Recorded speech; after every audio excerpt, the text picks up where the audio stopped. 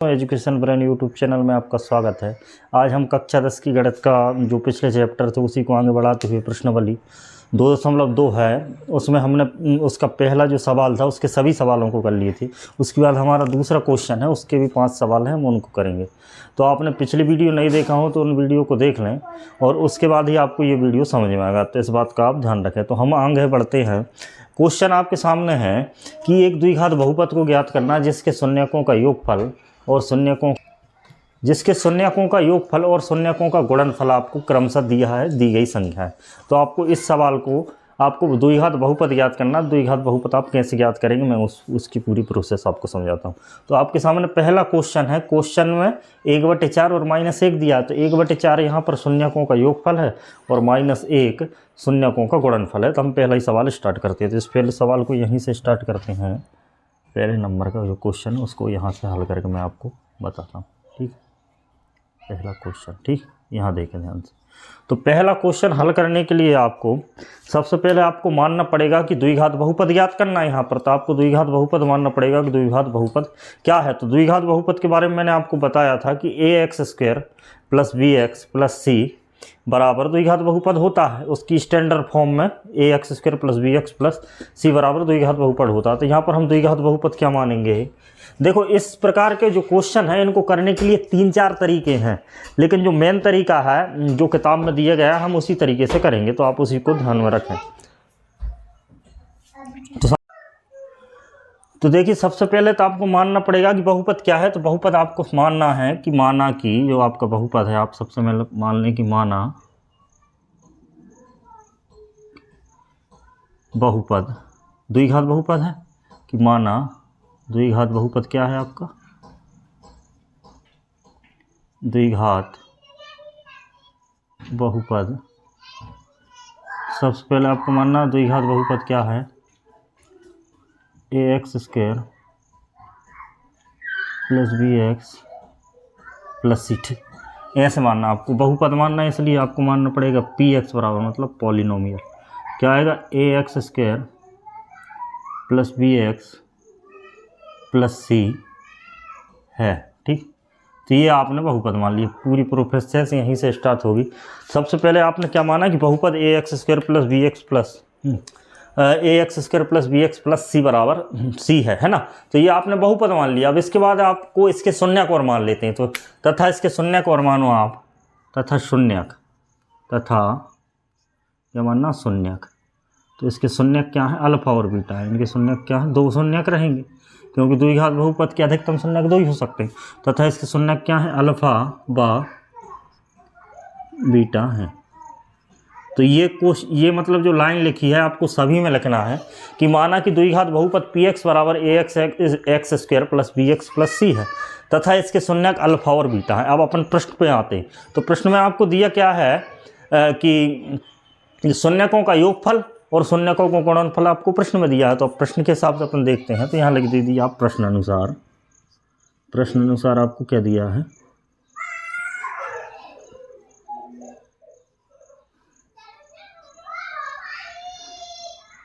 प्रश्न अनुसार शून्यकों का योगफल दिया मतलब अल्फा + बीटा आपको दिया।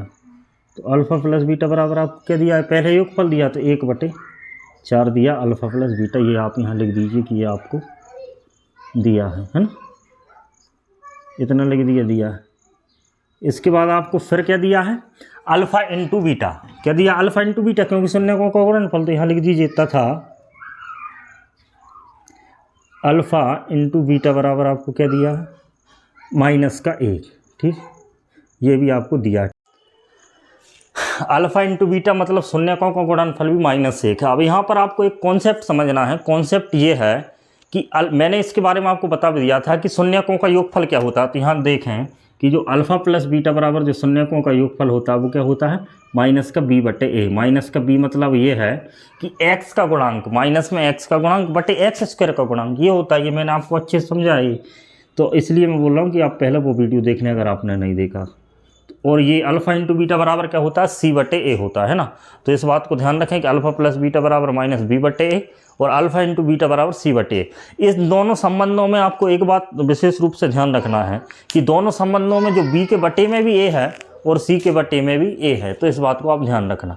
तो यहाँ पर ध्यान दें कि अल्फ़ा प्लस बीटा बराबर 1/4 है, तो मतलब ये बी का मान होगा और ये ए का मान होगा, क्योंकि अल्फ़ा प्लस बीटा बराबर तो बी बटे ए होता है माइनस का, तो ये बी का मान होगा और ये ए का मान होगा।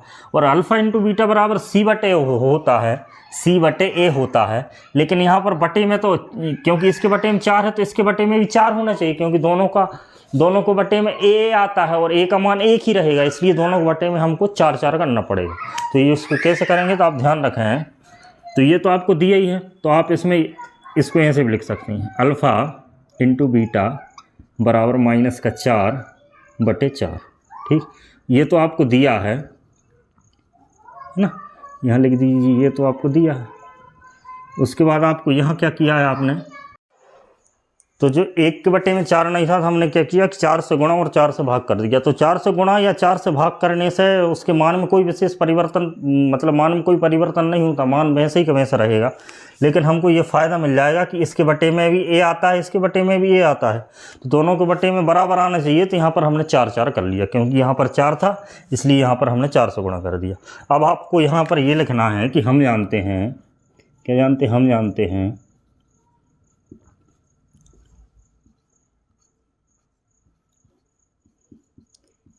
हम जानते हैं कि अल्फ़ा प्लस बीटा बराबर क्या होता है, माइनस का बी बटे ए, और अल्फ़ा इंटू बीटा बराबर क्या होता है, सी बटे ए। ये मैंने आपको पहले ही बता दिया कि alpha plus beta minus b बटे माइनस बी क्या होता है, एक्स का गुणांक, और ए होता है एक्स स्क्वायर का गुणांक, तो बी बटे ए और सी बटे ए। ठीक है, तो इस बात को आप ध्यान रखें। अब बी बटे ए और 1/4 और यहाँ पर ये मान, इन दोनों मानों को देखना है आपको कि ये अल्फ़ा प्लस बीटा है, इसकी वैल्यू क्या है 1/4, और ये अल्फ़ा इंटू बीटा है, इसकी वैल्यू क्या है 4/4। तो यहाँ से ए बी सी का मान निकालेंगे, तो आप यहाँ लिखेंगे, यहाँ ए बराबर क्या आएगा, ए ये है 1/4 है और ये 4 है, ए बराबर आपका क्या आ जाएगा 4 आ जाएगा।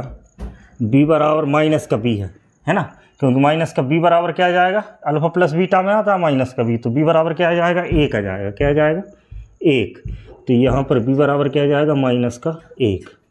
यहाँ पर ध्यान दें, सी बराबर सी बटे ए से आएगा, तो सी बटे ए में सी बराबर क्या आ जाएगा -4 आ जाएगा। ठीक, तो इस बात को आप ध्यान रखें। ये ए बी सी के मान आ गए, लेकिन यहाँ पर ये मान अनुपात में दिए हैं, तो अनुपात में मान रियल वैल्यू नहीं रहते, इसलिए उसको हम एक ऐसे मान लेते हैं, एक पर यहाँ पर के ले लीजिए आप, यहाँ पर 1 के हो जाएगा, तो ये माइनस का के हो गया। ठीक, और यहाँ पर 4 के हो गया, तो ये ए बी सी के मान आपके आ चुके हैं, ए बी का मान है ये और सी का मान ये। ठीक है, पहले इस बात को समझते हैं कि ये के क्यों माना। जैसे आप जानते हैं कि बी बटे ए की वैल्यू क्या है, 1/4 है, यहाँ पर बी बटे ए की वैल्यू 1/4। अब बी का मान माइनस बी का मान क्या होगा 1 होगा, और ए का मान क्या होगा 4 होगा। तो 1/, इसका मतलब ये है जो लिखा है ये समानुपात में, समानुपात मतलब ये है कि माइनस बी और ए का अनुपात किसके बराबर है, 1:4 के बराबर। तो 1:4 का मतलब तो ये भी हो सकता है कि 2/8 भी 1:4 होता है, 3/12 भी 1/4 होता है। तो इसका मतलब बी का मान 1 भी हो सकता है, 2 भी हो सकता है, 3 भी हो सकता है, और ए का मान 4 भी हो सकता है, 8 भी हो सकता है, 12 हो सकता है। तो ए का मान निश्चित तो नहीं है, लेकिन इतना निश्चित है कि इसी अनुपात में होगा। मतलब बी का जो मान रहेगा वो 1 के गुणज में आएगा, और जो ए का मान रहेगा वो 4 के गुणज में आएगा। तो इसलिए हमने ए का मान क्या मान लिया 4 के, अब के की जगह कुछ भी रख दो, 4 के गुणज में आ जाएगा, और बी का मान आ जाएगा -के, मतलब 1 के किसी भी मान के लिए बी का मान इस प्रकार होगा। तो ये बात आपने पिछली कक्षाओं में पढ़ी होगी, और यहाँ भी आपको इसको थोड़ा थोड़ा समझ में आ गया होगा। ठीक है, अब इसके बाद ए बी और सी की वैल्यू आपके पास आ चुकी हैं, और हमने जो बहुपद माना था उसमें अगर सिर्फ ए बी और सी की वैल्यू रख दें तो उस बहुपद का माना जाता है। तो यहाँ पर लिखेंगे अब करके आप यहाँ लिख दीजिए, अब आप पी एक्स बराबर देखें कि पी एक्स बराबर क्या है, ax² प्लस bx प्लस सी। अब px तो वैसे ही वैसा। अब यहाँ पर ध्यान दें कि जो ax² है तो a की वैल्यू आप रख दो, तो a की जगह आप रखेंगे यहाँ पर 4 के, और x² वैसे ही के वैसा। ठीक, प्लस bx, b की वैल्यू क्या -के, तो b की वैल्यू यहाँ पर रख दो -के, और x, और c की वैल्यू क्या है -4 के, तो यहाँ पर -4 के। ठीक, तो इस प्रकार ए बी सी की वैल्यू आपने इसको रख दी। अब इसको और सॉल्व कर लेते हैं, तो पी एक्स बराबर आपका क्या आएगा 4 के एक्स स्क्वायर, ध्यान देना इधर, ये प्लस और ये माइनस है तो यहाँ पर क्या आ जाएगा आपका माइनस का के एक्स, ये प्लस और ये माइनस है यहाँ पर माइनस का 4 के। ठीक, इसके बाद आप इसको थोड़ा और सॉल्व कर लें तो सब में के है तो के कॉमन ले लीजिए, के कॉमन ले लिया तो यहाँ पर क्या बचा आपका 4x स्क्वायर और ये हो गया x और ये माइनस का 4। कॉमन लेने का मतलब मैंने आपको पहले बताया है, कॉमन लेने का मतलब मैंने आपको पहले बताया है कि उससे भाग दे दो सभी पदों में। जैसे के से यहाँ भाग दे दिया तो यहाँ पर 4 बचा, यहाँ पर के से भाग दे दिया तो x बचा, यहाँ पर के से भाग दे दिया तो यहाँ पर माइनस का 4 बचा। ठीक, तो ये आपका आंसर आ गया। तो यहाँ पर आपको लिखने हैं अतः दी गई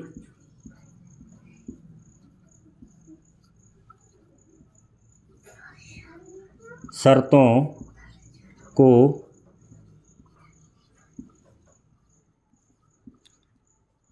संतुष्ट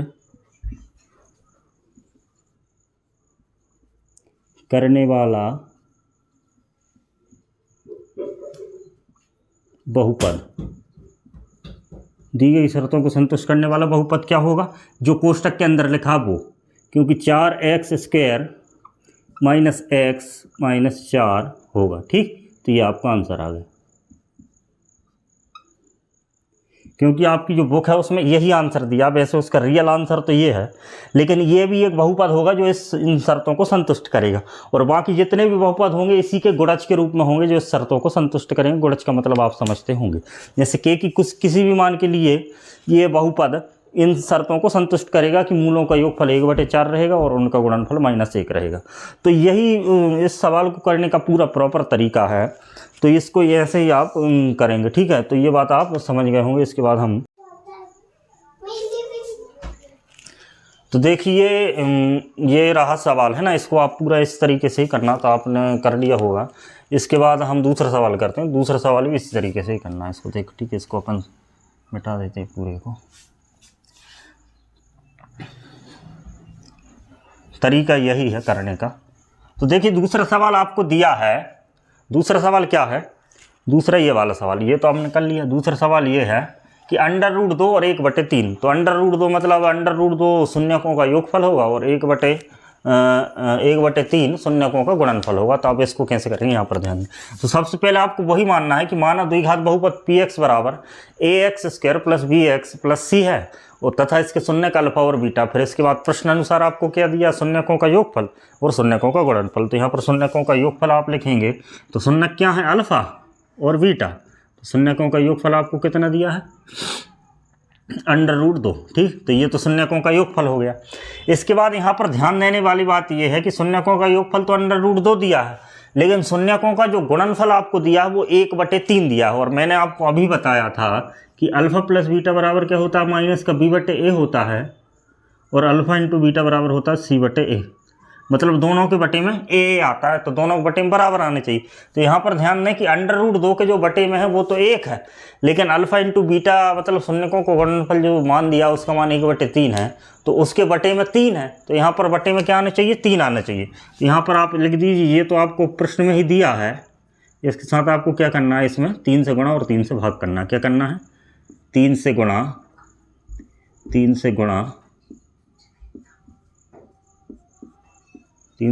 और क्या करना, 3 से गुणा और भाग करने पर। ठीक, 3 से गुणा और भाग करने पर ये हो गया। अब 3 से गुणा और भाग करेंगे तो यहाँ पर ध्यान दें कि अल्फ़ा प्लस बीटा की जो वैल्यू आएगी 3√2 और बटे 3, क्योंकि यहाँ हमने 3 से गुणा और 3 से भाग कर दिया। तो ये तो अल्फ़ा इंटू बीटा की वैल्यू आ गई। तथा इसके बाद हमको क्या दिया, तथा आपको दिया है अल्फ़ा इंटू बीटा बराबर 1/3। ठीक, क्या दिया है, 1/3। तो ये भी आपको क्या है, प्रश्न में दिया है ना, तो यहाँ लिख दीजिए दिया है, लिखना हो तो कोष्टक के अंदर। ठीक, तो ये पूरी प्रक्रिया हो गई। अल्फ़ा प्लस बीटा बराबर आपको √2 दिया है, हमने 3 से गुणा कर लिया और 3 से भाग कर लिया, क्योंकि बटे में 3 लाना जरूरी, क्योंकि अल्फ़ा इंटू बीटा की जो वैल्यू है वो 1/3 दिया और दोनों के बटे में a आता है। a का मतलब ये होता है जो इसके x² का गुणांक a है, x का गुणांक b है और जो अचर पद है वो c है। ठीक है, उसी के आधार पर हम सवाल को हल कर रहे हैं। अब यहाँ पर ध्यान दें कि हम जानते हैं, यहाँ पर आपको क्या लिखना है कि हम जानते हैं क्या जानते हैं, हम जानते हैं कि अल्फ़ा प्लस बीटा बराबर क्या होता है, माइनस का बी बटे ए, और अल्फ़ा इंटू बीटा बराबर क्या होता है, सी बटे ए। ठीक ठीक, अल्फ़ा प्लस बीटा बराबर क्या होता है, माइनस का बी बटे ए, और अल्फ़ा इंटू बीटा बराबर क्या होता है, सी बटे ए। ठीक है, इसके बाद यहाँ पर ए बी सी की वैल्यू आप निकालेंगे तो बी की वैल्यू क्या आएगी, माइनस बी की वैल्यू आएगी, क्योंकि अल्फ़ा प्लस बीटा है, ये अल्फ़ा प्लस बीटा है, ये √3/2 है और ये बटे में 3 है, ये माइनस का बी है और बटे में ए है। तो माइनस की बी की जगह इसमें क्या 3√2 है, तो माइनस की बी की जगह आप इसमें क्या लिख देंगे, 3√2 के लिखना है आपको, है ना। तो ये के क्यों लिखना है, इसको मैंने पिछले क्वेश्चन में बता दिया था। ये तो बी की वैल्यू आ गई। इसके बाद ए की वैल्यू आएगी क्या, 3 आएगी, ए की वैल्यू 3 आएगी, तो ए की जगह आपको क्या लिखना, 3 के, ए की जगह 3 के लिख दीजिए। और सी की जगह आपको क्या लिखना, सी की वैल्यू क्या आएगी, 1 आएगी, तो सी की वैल्यू आपने के लिखना। ठीक, तो ये ए बी सी की वैल्यू आपकी आ चुकी है, ये बी की आ गई, ये ए की आ गई और ये सी की आ गई। लेकिन इससे पहले मैंने जो पिछला क्वेश्चन था उसमें एक ये लाइन लिखवाना भूल गया, तो आप यहाँ लिख देने, है ना, के एक वास्तविक संख्या, क्या लिखना, के एक वास्तविक संख्या, ये लिखना जरूरी है ना, के एक वास्तविक संख्या है, यहाँ पर संख्या है, तो ये आप लिख दीजिए। ठीक, यहाँ लिखना, ये लिख दिया मैंने, के एक वास्तविक संख्या, तो ए बी सी की ये भी मान आ गया। अब इसके बाद आपको जो प्रश्न सवाल में किया था वही लिखना है, यहाँ पर आप लिख दीजिए, तब पी एक्स बराबर क्या होगा, पी एक्स बराबर हमको पता है, हमने माना है कि a x square plus b x और प्लस सी होता है, ये तो हो गया पी एक्स की वैल्यू। अब पी ए बी सी की वैल्यू आ चुकी है, ए बी सी की वैल्यू आप यहाँ रख दीजिए, तो ये हो गया आपका पी एक्स बराबर, ए की जगह आपको क्या रखना, ए की वैल्यू ये है 3 के, ए की वैल्यू क्या है 3 के, तो ए की जगह आपने 3 के और एक्स स्क्वायर, प्लस बी की जगह आपको क्या रखना है 3, सॉरी इधर आप ध्यान दें कि जो माइनस का बी है तो ये माइनस का 3 हो जाएगा, क्योंकि माइनस इस तरफ आ जाएगा। तो बी की जगह आपको क्या रखना, माइनस का 3√2 के और ये एक्स, और प्लस सी की जगह आपकी वैल्यू क्या आ जाएगी, सी की जगह के आ जाएगी। ठीक, तो ये आपका यहाँ सॉल्व हो गया। अब यहाँ पर इसको और सॉल्व कर लेते हैं, तो जो पी एक्स बराबर आपकी वैल्यू आ रही है 3kx² आ रही, और ये प्लस माइनस माइनस हो जाएगा, 3√2 kx हो रहा है और ये प्लस का k। अब यहाँ पर फिर आपको k कॉमन लेना है, तो जो पी एक्स की वैल्यू आ गई आपकी, k आपने यहाँ कॉमन ले लिया, अंदर क्या बचा 3x² माइनस का 3√2x और k गया तो यहाँ पर 1 बचा, क्योंकि k के अलावा यहाँ पर कुछ है ही नहीं। ठीक, तो इस तरीके से आपने इसको हल कर दिया। अब इसके बाद आपको जो आंसर है वो तो यही है, लेकिन आपको यहाँ पर ये लिखना है कि अतः दी गई शर्तों को संतुष्ट, दी गई शर्तों को क्या संतुष्ट करने वाला बहुपद क्या हो जाएगा,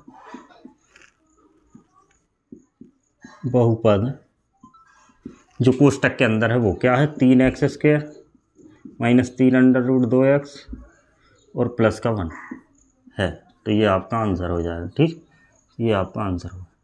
तो इस तरीके से आपको इस सवाल को करना, तो इसी तरीके से आप इन सभी सवालों को कर सकते हैं। तो जैसे अगला सवाल है आपको 0 और √5, इसको कैसे करना है, इसको इसी तरीके से, मतलब इस तरीके से जो सवाल हैं इन सभी सवालों को इसी तरीके से करना।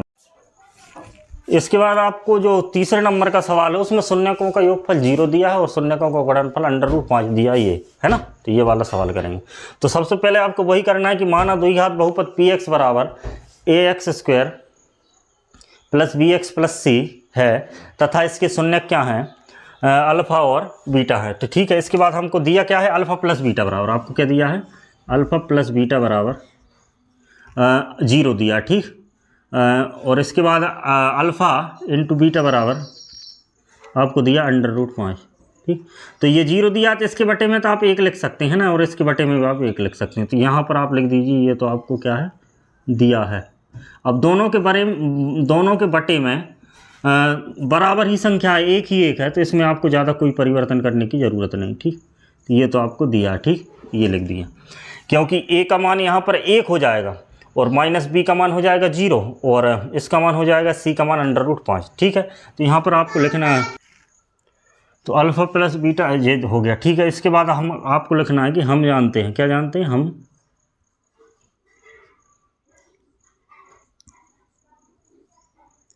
हम जानते हैं, क्या जानते हैं कि अल्फ़ा प्लस बीटा बराबर क्या होता है, अल्फ़ा प्लस बीटा बराबर होता है माइनस का b/a और अल्फ़ा इंटू बीटा बराबर क्या हो जाएगा c/a।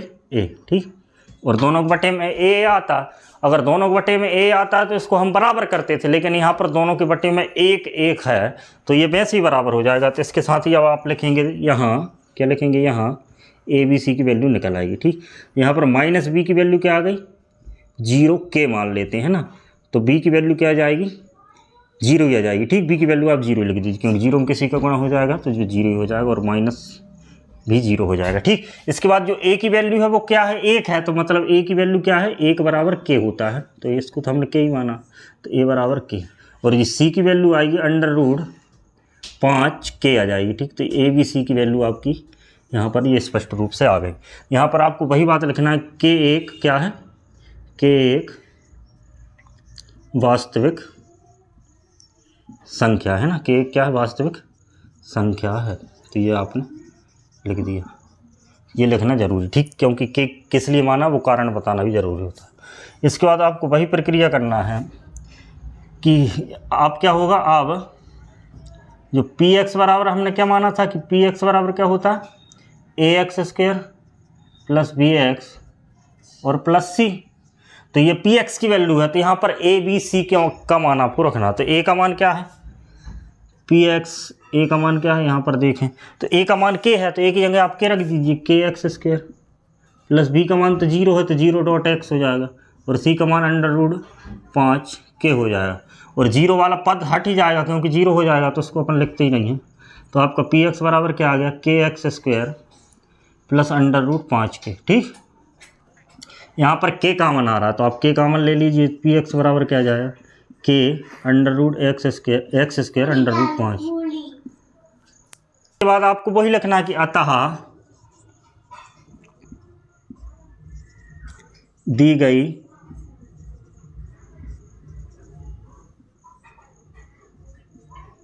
शर्तों को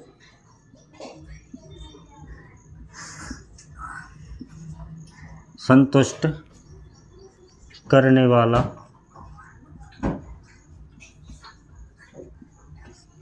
बहुपद क्या है, करने वाला बहुपद, करने वाला बहुपद जो कोष्टक के अंदर क्या है, x² √5 है। ठीक, तो यही आंसर है। तो ये बात आप समझ गए होगे। ठीक है, तो इसी प्रकार जो बाकी के क्वेश्चन बचे हैं वो आपको इसी तरीके से करना है, तो मुझे उम्मीद है कि आप बाकी क्वेश्चन कर लेंगे। इसी के साथ हमारी जो प्रश्नावली जो है, इसी के साथ जो हमारी जो प्रश्नावली 2.2 है उसके सभी सवाल कंप्लीट होते हैं, और इसके बाद हम अगली वीडियो में अध्याय 3 उसको स्टार्ट करेंगे। तो आप इस वीडियो के इस वीडियो तो आप कक्षा 10 की गणित की तैयारी करने के लिए, इस वीडियो से जुड़ने के लिए, या इस चैनल के साथ आप कक्षा 10 की गणित की तैयारी करना चाहते हैं तो आप इस चैनल को सब्सक्राइब कर सकते हैं। धन्यवाद।